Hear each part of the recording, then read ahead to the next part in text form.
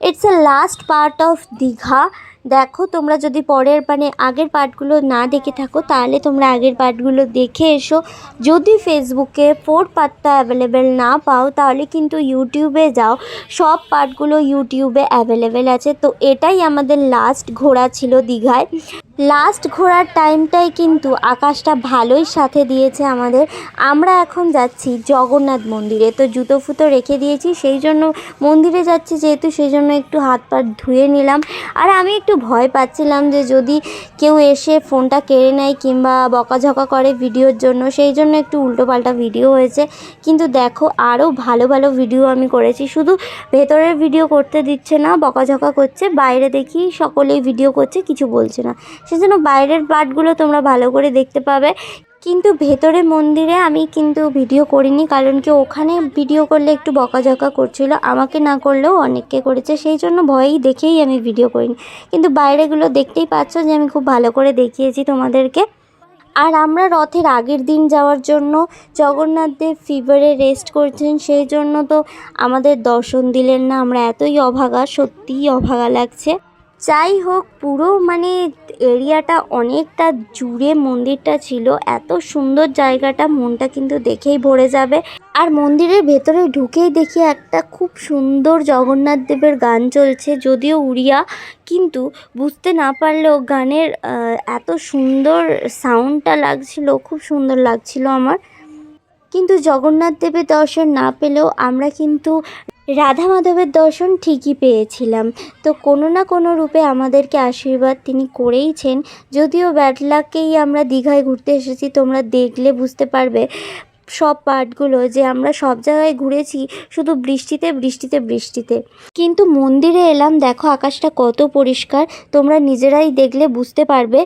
হয়তো ভগবানেরই লীলা, আমরা মন্দিরে এসেছি বলে হয়তো আকাশটা এত পরিষ্কার। আর এখন থেকে আকাশটা এত পরিষ্কার হয়ে যাবে যে আমরা বাড়ি যাওয়ার দিন কালকে পর্যন্ত, কালকে তো রোদে রোদ থাকবে একদম, কোনো আকাশে মেঘের কোনো নাম নিশানা থাকবে না। এই কথাটা কিন্তু আমি বলেছিলাম একদম ফার্স্ট ডেতে, যখন বৃষ্টি শুরু হয়েছিল, আমরা বেরোতে পারছিলাম না রেডি হয়ে, তখনই আমার মুখ থেকে বেরিয়েছিল যে দেখবে আমরা ঠিক বাড়ি যাব যেদিন, সেদিন এত আকাশটা পরিষ্কার হয়ে যাবে যে আমাদের আফসোস হবে। ঠিক সেটাই হয়েছে আমাদের সাথে। ওই যে বলে না যে দিনে একবার বলা কথা সত্যি হয়, ওটাই ছিল হয়তো আমার সেদিনের মুখের কথা সত্যি হওয়া।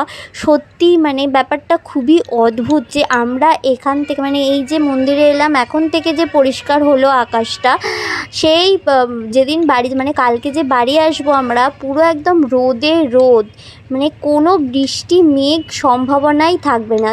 তবুও আমরা এখানে এসে অনেক ভিডিও, অনেক ফটো তুললাম, ভগবান দর্শন করলাম, অনেক আনন্দ করলাম, ঝগড়াও করেছি যদি বলো, হ্যাঁ ঝগড়াও করেছি।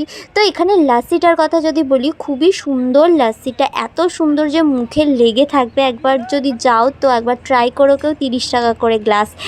সো এখান থেকে আমি প্রসাদ নিয়ে চলে গেলাম, আমরা বেরিয়ে গিয়েছিলাম প্রসাদ নিয়ে, বেরিয়ে যাচ্ছিলাম তখনই আমার সোনামায়ের পটি পেয়েছিল। তো আমরা তো মাথায় হাত পড়ে গিয়েছিল যে কোথায় পটি যাওয়াবে। কিন্তু মন্দিরের ভেতরেই এত ভালো বাথরুম ছিল যে ভাবতে পারিনি যে এত ভালো হবে, যে পাবলিক টয়লেটগুলো এত ভালো হয় না সচরাচর, কিন্তু মন্দিরের ভেতরের যে টয়লেটগুলো সেগুলো খুবই পরিষ্কার ছিল, মেল হোক বা ফিমেল। এবার আমরা মন্দির থেকে বেরিয়ে যাব নিউ দীঘার মার্কেটে তো ঘুরিনি আমরা, ওল্ড দীঘার মার্কেটে ঘুরেছি কিন্তু নিউ দীঘার মার্কেটে ঘুরিনি, সেই জন্য যাব নিউ দীঘাতে।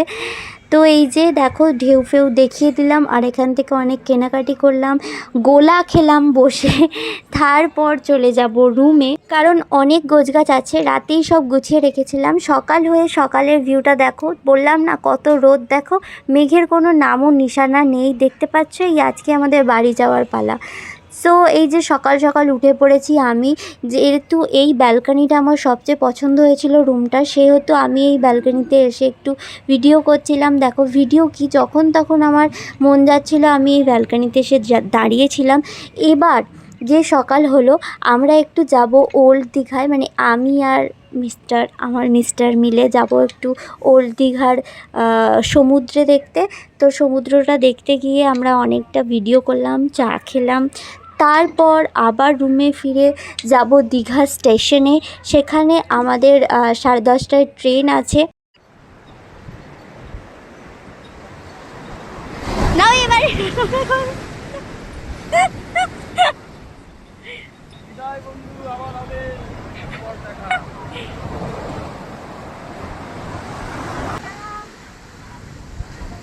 এই যে একটা ফ্লাইং কিস দিয়ে দে।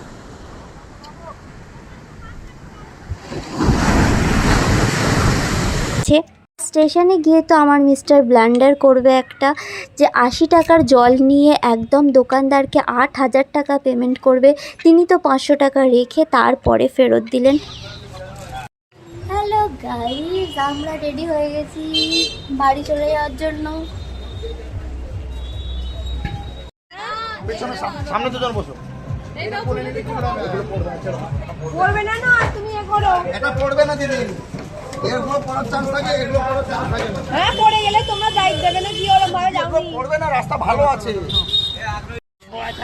আড়ি বলে দিচ্ছি, মানে আড়ি হয়ে গেলে আর গায়ে হাত দিতে পারবে না। কি কোনটা কোনটা ওই সেই মিঠুন দাদা বড্ড সেই আড়ি আড়ি করে গো। আড়ি কিও জানতো না, খেলতে আসে এই ওর থেকে আড়িটা শিখেছে।